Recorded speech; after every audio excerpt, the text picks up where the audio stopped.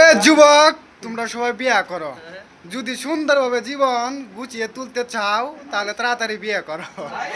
বিয়া অতি জরুরি। ঠিক আছে, এই যে যুব সমাজ নষ্ট হয়ে যাচ্ছে, তার প্রধান কারণ হচ্ছে তাদের তাদের এই যে হরমোনের সমস্যা।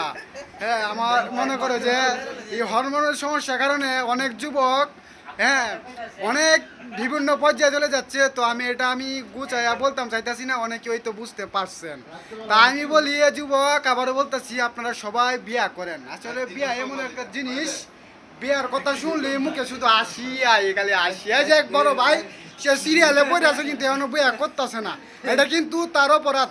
আপনি প্রাপ্ত বয়স হয়ে গেছে, ঠিক আছে, আপনি কেন নিজেকে কষ্ট দিতেছেন? এটা কিন্তু হয় না, এটা ঠিক না। এই যে কত যুবক এখানে, কত শত যুবক বসে আছে, বিয়ের কথা বলি গেলে মুখে আসি কিন্তু বিয়া তারা করে না। হ্যাঁ, আপনারা তাড়াতাড়ি অতি শীঘ্রই বিয়া করে নেবেন। আর আমি আগামী শুক্রবার আমার বিয়ার দাওয়াত আমিও করতেছি, ঠিক আছে। হ্যাঁ, আমি মনে করেন যে বিয়ার দাওয়াত সবাই আমার যাবেন গিয়ে মনে করেন যে কায়ে পড়বেন। আর আপনার তাড়াতাড়ি বিয়া করে নেন নাকি ভাই?